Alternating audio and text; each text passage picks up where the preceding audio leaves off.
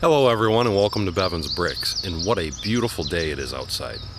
It's funny, after a 3-week drought we finally had a heavy rain last night, and it just cracks me up because to stand here my grass looks actually green, but it's actually as dry as straw. Anyway, enough about my grass in the yard, and let's talk about what today's video is actually about. And I had talked about it a few weeks back. I said I was going to start making a series of videos on how you can make a small Lego city. I know a lot of people do not have the space that I have. So figuring out where and how you can place a city can be difficult.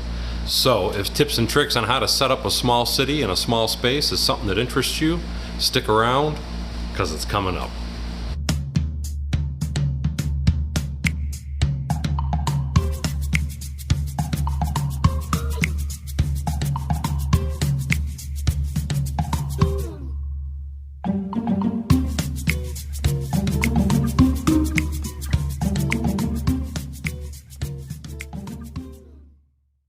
Now again, this is going to be tips and tricks, so this is going to be a general discussion to start with as to what's the best way to go, what table size should I have, and some of the advantages and disadvantages of both.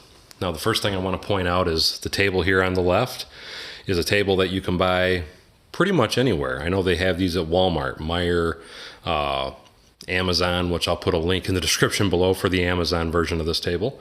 They also have them at like Pace, or actually I shouldn't say Pace, actually it'd be Sam's Club now, Costco, and places like that. So this is your quickest and easiest option. This table is 30 inches by 72 inches. So it's 30 inches by 6 feet. And now what you'll end up having if you use this style table is you'll have 2 inches, which is a very small amount. You'll have 2 inches left where the base plates don't cover it. Where over on this side, this is the table like I had discussed in my live feed, and which is why I'm making this video. This is the actual table that I used when my kids were growing up. And the reason that I went with this side, again, it's 30 inches by 70 inches. And the reason that I went with that size is it is perfectly covered with base plates. But either option you go with, I'm going to tell you right now, whether you go with the wood table that you make yourself or you go with the pre-made plastic tables that you can buy in stores, they're both only going to hold 21 base plates in total. Now here's what I was talking about with that 2 inches of overhang that you'll actually have left using the plastic table. Now here to give you an example of what 21 base plates would be. As you can see, I have a road going down the center of both of these tables, and then I put an intersection in the middle with a road crossing it. So this gives you more than enough space to actually be able to build a Lego city. But now here's the thing, some people love trains. So on this particular table, I just wanted to show you that yes, you can put a train on it, and yes, it will travel around it, and yes, it will fit, and it will work, and you can still have buildings on that table. But here's where the compromise comes in with this size of a table. As you can see, this is half of the pet shop set, which this is the other half here. This half actually has the entire base plate on it, and it's tiled all the way up. And what most people like to do is just take their sets, set them on the table, and be able to lock it up, and then they like to be able to tile all the way to the edge of the road. And while I'm talking about the road, yes, these are all vintage Lego road plates. But anyway, here's the compromise. What I always did when I had the Lego city set up like this for my kids when they were growing up, for them to be able to play, as you can see with this building right here, it's on a standard plate. And what I always did is I took the buildings off the base, and then I actually put the tile work and all that right at the edge of the road. That way it brought the building forward and gave me the space behind the building. Because if you don't transfer it like what I'm telling you and talking about, your building will actually be too far back and you would not be able to use this train track. Whereas on this table, and again, mind you, when I originally did small cities, I always kept my kids in mind. If you didn't want to have a train track, you can keep the buildings as far back as you want. You don't have to worry about anything.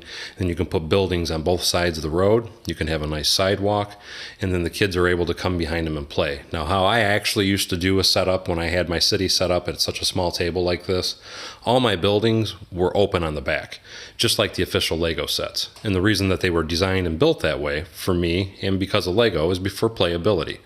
And with me having the table set up this way, the kids were able to walk right up to it, and every building was open so they could sit and play inside and outside of every single building. Now, another important thing to mention when building tables of this magnitude, because it is for a small space, is, again, is it for an adult or is it for a kid? If it's for a kid, like that table over there, like I said, originally was set up for my children, I actually would recommend no higher than 24 inches for the leg height. But being that my kids are all grown and this is actually for display purposes and for purpose of making this video anyway, that is actually set at 30 inches high, which is the exact same height as this plastic table on the left. Now, for any of you that don't know, I just recently started up a membership program on my channel through YouTube, and that is $4.99 a month for additional content, badges, emojis, and other things as well. But real quickly, I just wanted to have a very special thanks for the 4 newest members that have joined my membership program, and that is Alan Carey, SW Bricks 75, Ned B, and Michael Martin. So again, thank you very much to the 4 newest members. I really appreciate your support, and I appreciate everybody out there for their continued support on watching my videos, whether you are a member or not. But a very, very special thanks to all those members that have joined my channel. Anyway, on that note, I am going to end this particular video. Like I said, this is going to be a new series I will have going. I will try and do something on it at least once a week, maybe every other week. But my still primary focus on my channel is my large city. So as always, thank you for coming to Bevins Bricks. Don't forget to like, subscribe, and share below, and we'll see you next time on Bevins Bricks.